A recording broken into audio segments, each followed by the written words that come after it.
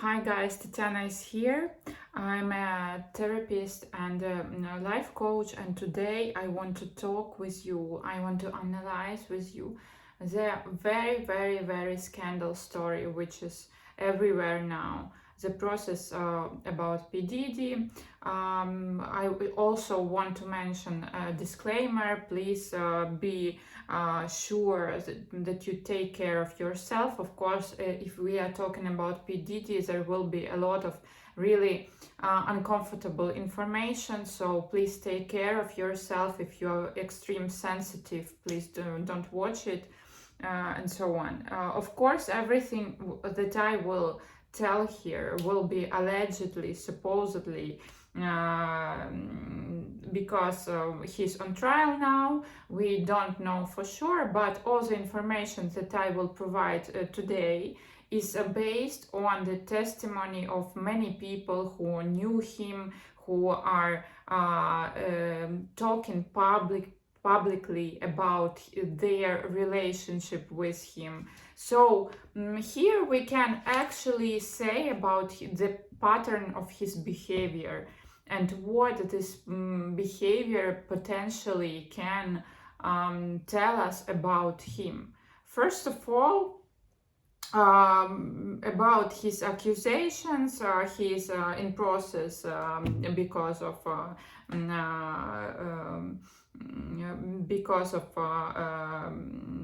RICO case, yes, and because of human trafficking. Of course, it's all about very hard, very big accusation to make. We will see how it ends. For now, he's protecting himself with a team of very high-end, expensive lawyers. There are a lot of them. Every week we see an additional one to the group. He makes everything to protect himself because I believe that he has a fear to really to have the consequences of all his actions that he made in all of these years. What we can actually mention here, what is very interesting about his behavior is I'm following now the process from different sources, and one of them is the blogger Rotten Mango, who is very good in actually covering the case, and she tells us also about she has a podcast about law crime, about true crime, and she is telling us also about her personal sensations, feelings that she has in the courtroom. And this is also very useful, I believe, because because psychopaths, because narcissists, because sociopaths are usually personalities, are usually individuals that our body is reacting on. And she tells that in this courtroom, when she first saw Diddy, she felt when she first saw his mom, she felt cold. She felt goosebumps on her body. What is it about? Our body knows better always. And we have this point to us, this animalic point to us, where we exactly are feeling, and our body is responding on psychopaths, on abusive narcissists, on toxic narcissists, on sociopaths. Our body knows always that something is wrong. So that's why usually body is responding on that. What else was I was finding interesting on her podcast, that she was telling that P Diddy is mirroring the body language of the grand jury. So at some point it was interesting that he felt that they are feeling cold in the courtroom, and from that point on he started to mirroring their body language. Yes, he started to show that he is feeling cold too. He's like was watching on the grand jury and was exchanging with them some emotions through watching them, some gestures and so on. What he does in this case, this also adds some point to this whole picture, to this whole character picture. What is it about? Usually psychopath personalities, I'm not telling that he is, but he could be potentially, yeah. The psychopathic personalities, they're usually mirroring the body language of other people. Why they does it? Because in this way they create relationship with other people. We are all human nature is a very, very egocentristic creation, yeah, and we all want to be seen, we all want to be accepted, we all want to be liked, and that's why he does it. And when he does it, this is his way to complement other people, to be able to create a bonding and to be able to create a relationship with them. After he is mirroring the body language of other people are having more ability to like him more.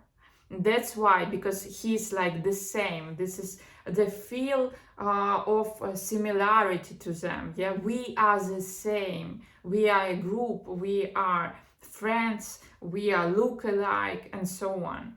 That's why he does it, I believe. What is also interesting about him? His love to white nail polish. Why he likes nail polish so much? A lot of people were asking themselves about that.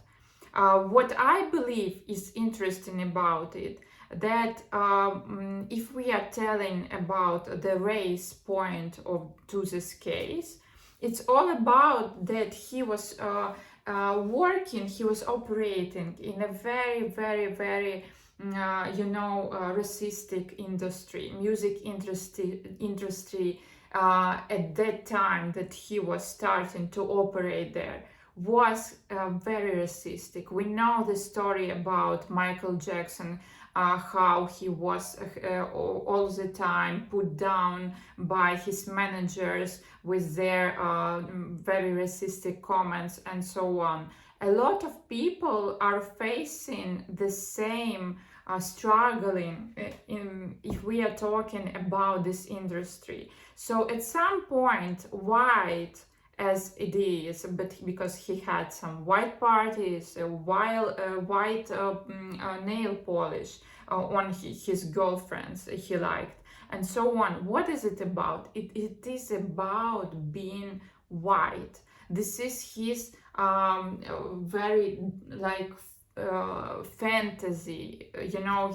This is all about his deep inside complex by being not the skin colors that he should be. Yeah, his envy to maybe to white people. He always wanted to be part of this high society of white people that he never could be a real part of.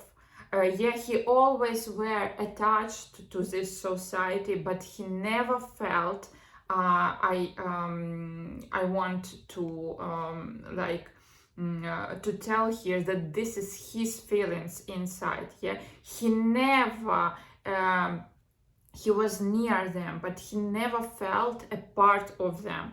And that's why white color is the color of purity, the color of high society. That's why he likes this color so much, and that's why he uses this color in such a very, very strange and interesting way, at the same time. So white parties, white nail polish, and so on. This is all about purity and high society at the same time. He wanted to feel himself as a part of the high society, and this was the only his way to feel part and to be part of this society.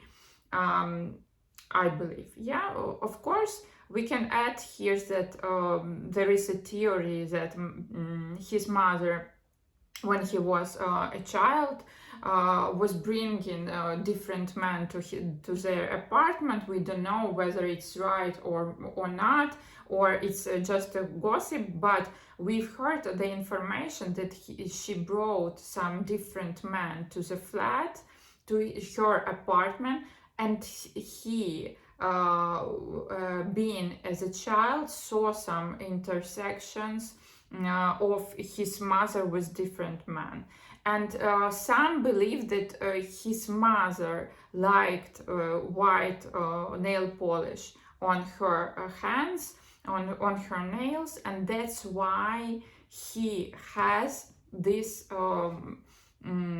kink still. Yeah, he has this preference still from that time to now on, because of his, of course, childhood trauma, because for a child this is not okay, this is not normal, not healthy to see his parents to have intimacy with somebody or something like that. So that's why it could be from that time, but it also could be the different reasons why. Yeah, it could be different reasons behind a white collar and his love to the white collar. What else? He uses different substances to make people depend on him. He uses it as a weapon to control people, to manipulate people, and to leave them with a dependency from him, an additional dependency. What else? An additional thing that I want to uncover here actually was the point that Kim Porter, his ex-wife and the mom of his kids, was describing on her book, that she was talking about one incident that they had before they start to date. It was one time that they had an intimacy, and she didn't like something that was going on there, and she confronted him on that, and she told him that she doesn't want to have anything to do with him. She didn't like that. At it, in this point, he was reacted on that in a point that she was having pity to him. Yeah, he was telling her about his vulnerability. He was telling her about that he really needs her to be with him. He really needs her to be together. Please don't go, don't leave me, or etc., etc. All the abusers, all the psychopaths are usually operating that way. They are doing very bipolar thing. At one hand, they are abusing people, they are making people to do what they doesn't want, but when people are rejecting them or leaving them, they try to go back to the love bombing, and they try to really to make people stay. They are begging them. They sometimes they are also manipulating and telling that they cannot live without this person and so on. What he does all the time, this always like an ambivalent behavior to him. From one side, a lot of people are really telling that he can really like if he doesn't like something or somebody, he really can tell like, you can be gone tomorrow to the person, yeah. You can be gone tomorrow, and he brings this up like a joke, and at this point the person really doesn't understand if it was a joke or it was not a joke. But when people are threatened by him, it was a real threat. He is known by using threats against people. So at this time he comes to the person and he tried to comfort the person with like, no, I'm joking, don't worry about that, even like comforting, making some jokes, making some compliments and so on. And at this point every person who is around him doesn't feel like, has very ambivalent feelings to it. From one side, wait a minute, like minute ago he was threatening me, and now minute after he comes to me and he makes a lot of compliments, and I'm feeling really comfortable with him, and he's nice, and actually he is a really he has sympathy to him, humor, the sense of humor to him. What is it about? Like, every person is coming to the really ambivalent looking of the situation, and we really don't we are not able to analyze the situation as it is. It was a threat, but at the same time it was humor and compliments, and so on, so on. So our psyche doesn't really understand how we should react on this, yeah. And we start to gaslight ourselves with the point like, wait, is he a really nice guy, or is he a really very bad, very evil guy who can really make something to me where I can really get in trouble and really have a dangerous point with him. So you never know. But and actually this is very it brings it brings a lot of people to the dependency.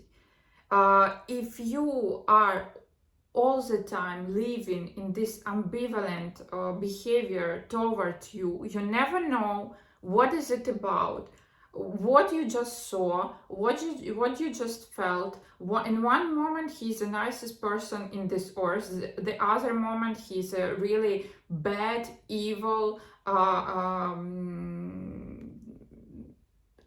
etc., etc., and you really don't understand who you have in front of you. And also, like, our psyche is created in this strange way that we became dependent from these ambivalent situations. We always start to be dependent in very ambivalent situations. What is it also about? He's a very controlling person. We see it in a lot of pattern that he has in 2022 when he got some premium. I don't know what, I don't remember. It was a reward for something, some music reward, and he was on the stage with his speech. He was mentioning Cassie, although at this time Cassie was not with him for a long time. It was not around for a long time already. But at the same time, when she was already engaged or even married to Alex Fine, he was mentioning her on the stage. And for a lot of people, you can say like, this is not, it's nothing strange about this. But not if we are speaking about P Diddy. Believe me, the psychopaths, toxic narcissists, they also use every occasion on reminding about himself to his victim. This way was a very special way to remind Cassie that she is not safe. Still, she escaped from him.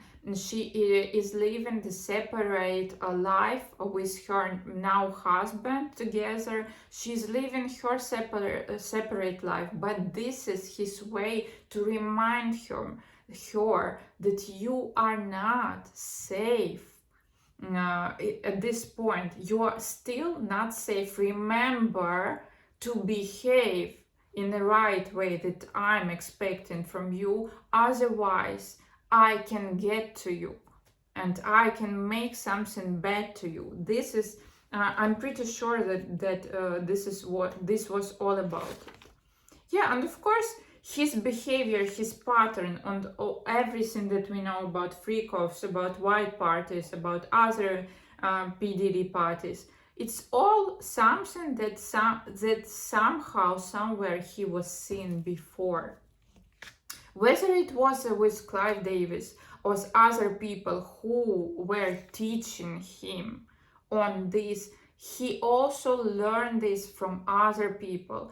And watch this, how this actually case is very connected to Menendez brothers case. Do you remember Menendez brothers? Their father were a predator as well. He was hunting some of his bands, the young guys from his bands were given testimony about this, that he was controlling people. He was doing some very, very bad things to them. He was I don't even know if I can mention this on YouTube, but he was doing the same stuff as P Diddy, controlling people, threatening people, using people in different ways, and even in intimacy way, if you understand what I mean. It was all about this. So this is, we see this now as a pattern of music industry, and how the moguls and people in power in the music industry is using and abusing their power against other people. And of course, he learned it from the best. I'm not meaning the best, the worst, of course, but the best. What is it also about? The other actually case that was mentioned, if you remember, when he made Cassie to make a breast implant, and he came to her the next day after she was having her operation, after she had her breast implants, and he told the doctor, like, I don't like the result. You should remake it and you should replace it right away. And even the doctor, like we tell, some people are saying why Cassie was not leaving him. But even the doctor, the adult man, couldn't disagree with him, even though it was very, very, very dangerous to her health to have another operation the very next day. You know that a lot of surgeons will tell you that person cannot be operated 2 days in a row. It's very dangerous for the health of the person. But he made him doing it. And a lot of people are agreeing in one, that he was a very influential person, and he was having a lot of people in his hands. He had a lot of people, threatened a lot of people, and he was also controlling a lot of people. He was controlling the police, judges, and etc., etc. That's why he's facing actually RICO charges now. Yeah, it's based on something. It's based on evidence. And actually, it's how the modern slavery is looking like, because Cassie was signing a 10 years deal where she needed to make a new album every year in this deal. And actually, she didn't release any album in this deal because at some point she's testifying about this. Preparing to freak offs, and recovering from freak-offs become her real job. And of course, if you imagine the horrible tortures that she faced in all of this experience, where and how and when she could work on her music? Never. And that's why she is on this case now, because he need to pay, he need to face the consequences of what he did to her. Please comment down below, put like on this video, share it with your friends. Please comment what do you think about this case. What's very strange, very uncommon you saw in this case, what you want to mention here, and what was interesting, unusual, strange to you. And of course, this is all about psychopathic behavior. This is all about extreme controlling behavior. He see other people as his slaves. He see other people as his dolls. He see other people as his objects that he can manipulate, he can use, abuse, he can control, and then he can throw away as soon as he doesn't need them. Thank you so much for your attention. Please support my channel. Please be kind to my imperfect English. I'm working on it together with you. Thank you for being here, and see each other next week.